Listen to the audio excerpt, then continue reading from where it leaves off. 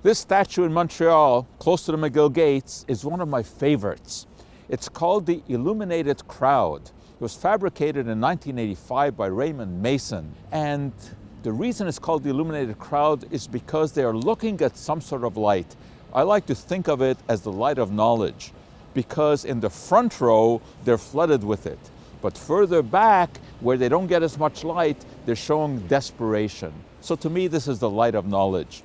But there's something else about this statue I really like. It is made of polyester coated with polyurethane paint.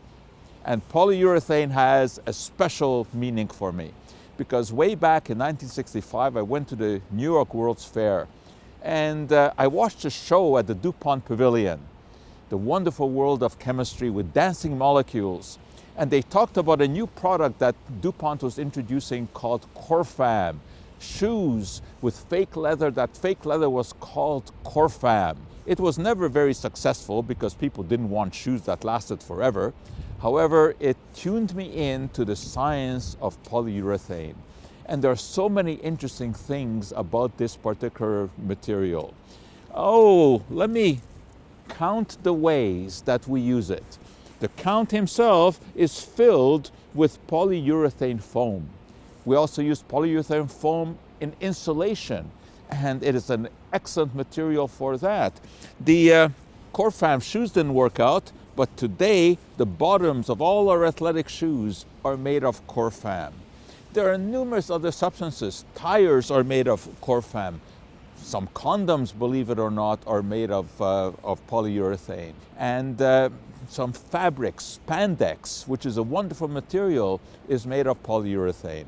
And even these little things that you squeeze when you're frustrated are made of polyurethane. But I tell you one thing you do not want to do. You don't want to use polyurethane glue on your hair.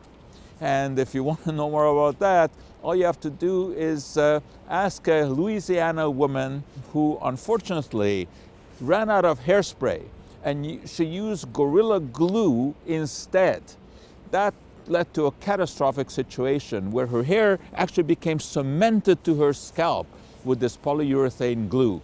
And it took a plastic surgeon who knew some chemistry and knew all about solvents to basically resolve the problem. So there are great uses for polyurethane, but you have to know how to use them. And I like to say there are no bad or good chemicals. There are just safe or dangerous ways to use them.